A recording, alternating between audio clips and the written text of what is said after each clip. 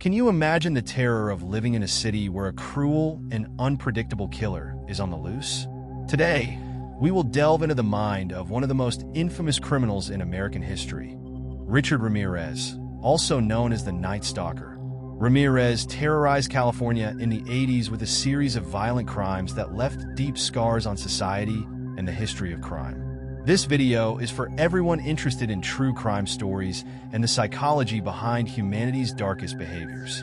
We will explore his troubled childhood, heinous crimes, the police manhunt, and the lasting impact of his actions.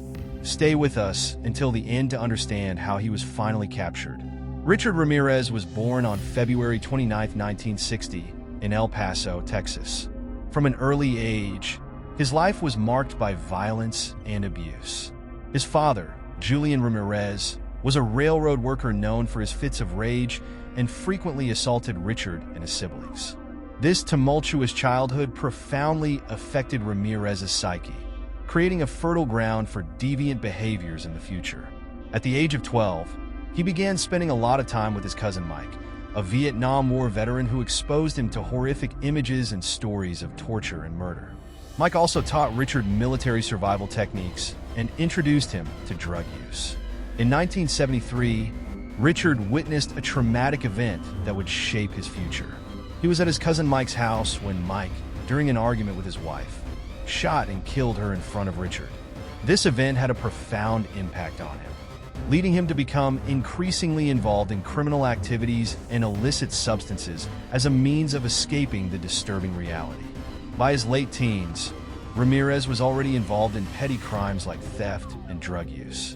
In 1977, he dropped out of school and moved to Los Angeles, where his criminal life intensified.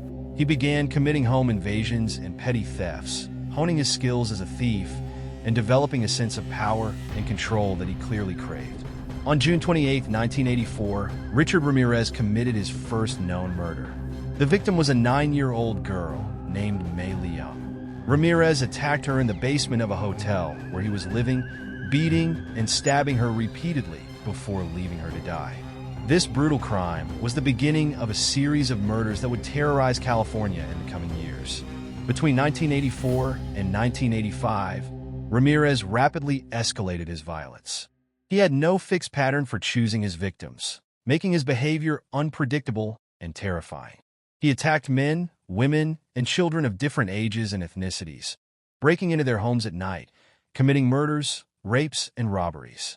His varied and brutal modus operandi made it difficult for investigators to create a unique profile. The most notorious crimes. Vincent and Maxine Zazera, 1985, one of Ramirez's most well-known victims was the couple Vincent and Maxine Zazera. He broke into their home, shot Vincent, and brutally murdered Maxine, leaving satanic marks at the crime scene. Bill Doy and Lillian Doy, 1985, in another shocking attack, Ramirez broke into the home of Bill and Lillian Doy. He beat Bill to death and raped Lillian, threatening to kill her if she tried to resist. Dale Okazaki and Tsai Lianyu, 1985, he also murdered Dale Okazaki and Tsai Lianyu in a series of nighttime attacks, reinforcing his reputation as the Night Stalker. Richard Ramirez used a variety of brutal and inhumane methods in his attacks, making his crimes infamous and terrifying. He was unpredictable and cruel, and his choice of weapons varied depending on the context and situation. Ramirez often used sharp knives to repeatedly stab his victims, an act that not only caused extreme physical pain, but also a deep psychological terror. In addition to knives, he also used firearms, which allowed him to control the situation more quickly and efficiently, keeping his victims subdued with the constant threat of death. In many of his attacks, Ramirez showed a particular tendency to use blunt objects. Items like hammers or iron bars were used to brutally beat his victims, causing devastating injuries and often leading to death. The use of these objects indicated a sadistic inclination to inflict pain and prolong the suffering of his victims, showing his perverse pleasure in seeing the pain on their faces.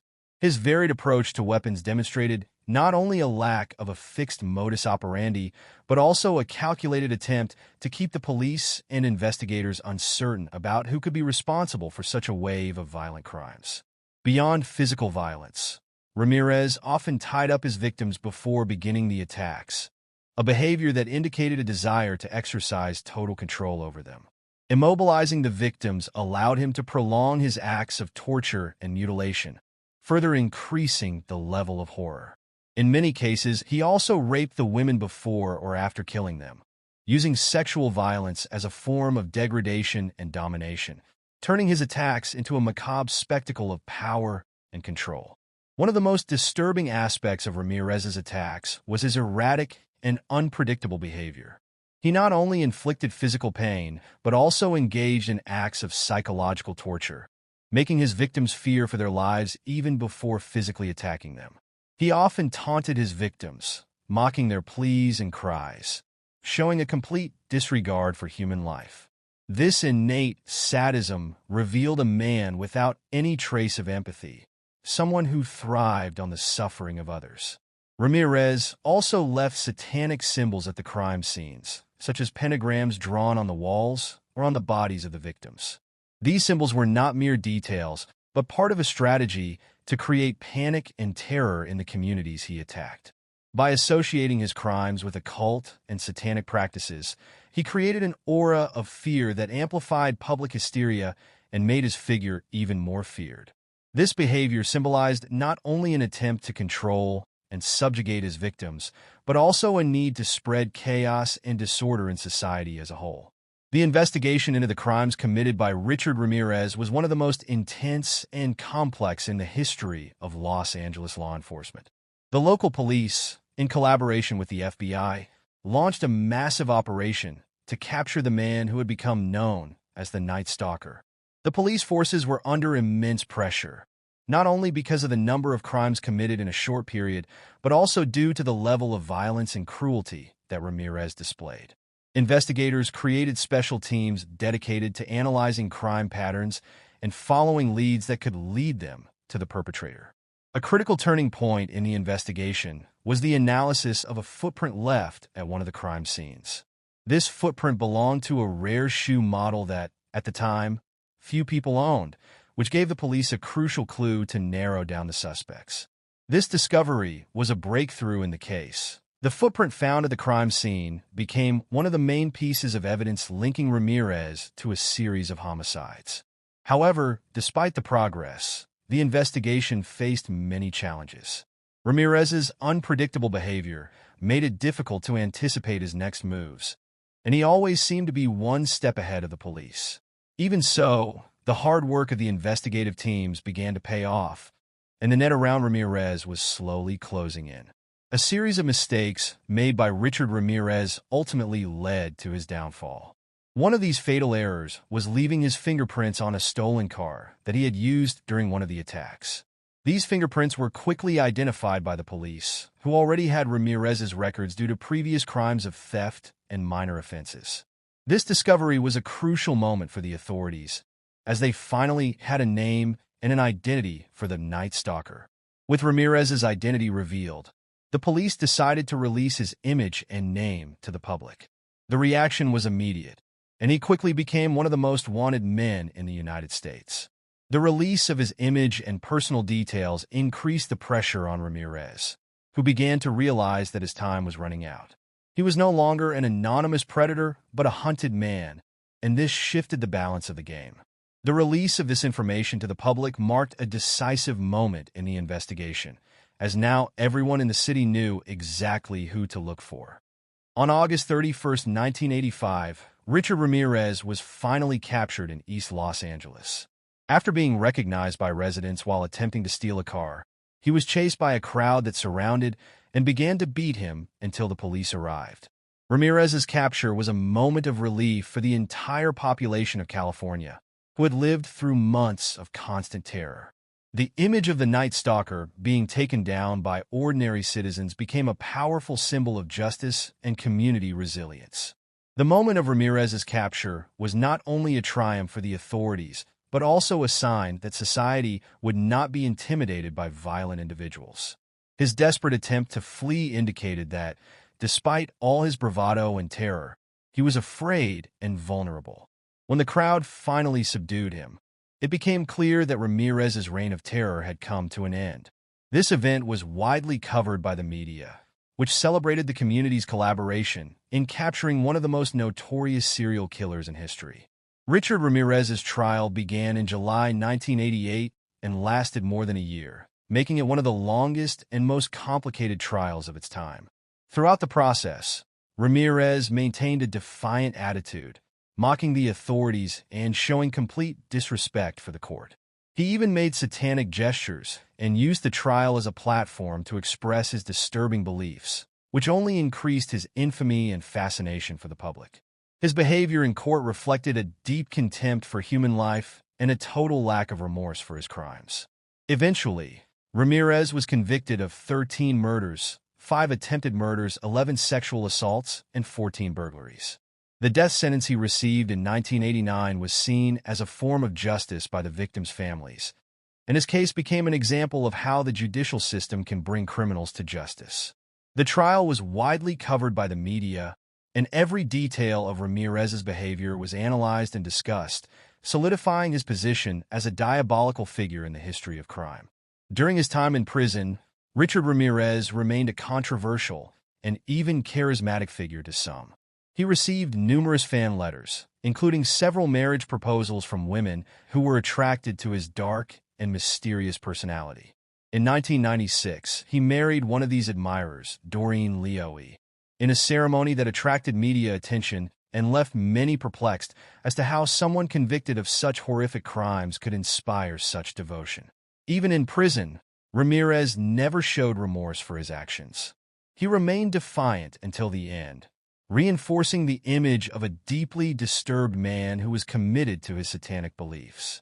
His life on death row was marked by bizarre and controversial behavior, which continued to fuel the public and media's fascination with his persona. The case of Richard Ramirez has had a lasting impact on popular culture, inspiring numerous documentaries, films, and television series. Productions like American Horror Story, 1984, and Netflix's Night Stalker, The Hunt for a Serial Killer, have portrayed his life and crimes in ways that continue to intrigue and terrify audiences. The fascination with the Night Stalker persists as a reflection of society's obsession with true crime stories and the desire to understand the minds of serial killers. Ramirez's figure not only perpetuated a macabre interest in criminality, but also sparked heated debates about the motivations that drive a person to commit such atrocities. His case has become a study in how social, psychological, and environmental factors can contribute to the making of a serial killer. Popular culture often explores his story not just as a tale of horror, but also as an attempt to understand the psychology of evil.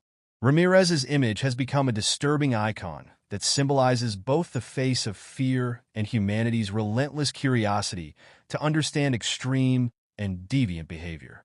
This constant representation of Richard Ramirez in the media has also raised questions about the ethics of glamorizing criminals in audiovisual productions. Many critics argue that films and series about figures like Ramirez can inadvertently turn these killers into almost mythic, cult-like figures, diverting attention from the victims and the devastation these crimes cause. However, the same media exposure also serves to educate the public about the dangers and warning signs that could help prevent future crimes. The interviews granted by Richard Ramirez while on death row revealed a man completely devoid of remorse. He spoke openly about his satanic beliefs, using these convictions as justification for his heinous acts. For him, violence and torture were not only forms of control, but also an expression of his contempt for society and the norms governing human behavior. His demeanor during these interviews was cold and calculating, often smiling while discussing his victims, showing evident pleasure in recalling his crimes. Ramirez frequently expressed a perverse satisfaction when discussing the pain he inflicted on others. He viewed himself as a figure above moral and social laws, believing that his actions were aligned with a greater purpose. With these interviews not only shocked the public, but also provided valuable material for psychologists and criminologists studying the profiles of serial killers. The coldness and lack of empathy that Ramirez displayed are common traits among psychopaths, and his case has become a classic example used in criminology and forensic psychology courses. He became a case study on how traumatic childhood experiences, drug abuse, and a predisposition to violence can culminate in such a devastating criminal trajectory. Psychologists who studied Ramirez point to a combination of factors that contributed to his behavior. Early exposure to violence and abuse, negative influences like his cousin Mike, and possible genetic predispositions created a perfect storm for the development of his psychopathy. Studies of his brain also indicated possible anomalies that could explain his lack of empathy and impulsive behavior. Richard Ramirez died of complications related to cancer on June 7, 2013, while awaiting execution on death row. His dark legacy remains one of the most disturbing cases in American criminal history. He is often cited in criminology and psychology studies as an extreme example of violence and human depravity. The Ramirez case teaches important lessons about the need for early intervention in situations of abuse and domestic violence. It also highlights the importance of community resources and psychological support for at-risk children. Society must be vigilant and proactive to prevent individuals with violent tendencies from following such a destructive path. Ramirez's capture prompted a series of changes in the strategies for policing and investigating serial crimes. Collaboration between different law enforcement agencies became more common and effective. Additionally, the intense media coverage of Ramirez's crimes helped raise public awareness about home safety and the importance of preventive measures. The victims of Ramirez and their families suffered immensely, both physically and emotionally. Many survivors spent years trying to recover from the inflicted traumas. Support groups and victim organizations emerged in response to these crimes, offering assistance and counsel to those affected by similar violence. The story of Richard Ramirez is a grim reminder of the human capacity for evil. However, it is also a testament to the resilience of the community and the justice system that, despite difficulties, managed to capture and convict one of the most notorious criminals in history. By studying cases like Ramirez's, we can better understand the factors that lead to criminal behavior and work to prevent such tragedies in the future. Today we reviewed the life of Richard Ramirez, from his troubled childhood to his brutal crimes and eventual capture. He left an indelible mark on criminal history. By understanding cases like Ramirez's, we can learn more about the warning signs and work to prevent such tragedies in the future. It is essential to recognize and act against abuse and trauma in childhood to prevent lives from following such destructive paths. Thank you for watching until the end. Your attention and interest are crucial to our channel. Don't forget to subscribe, turn on notifications, and leave a like. This helps us continue bringing quality content to you. Leave a comment on what you thought of this case, and if there are other criminals you'd like us to cover in future videos.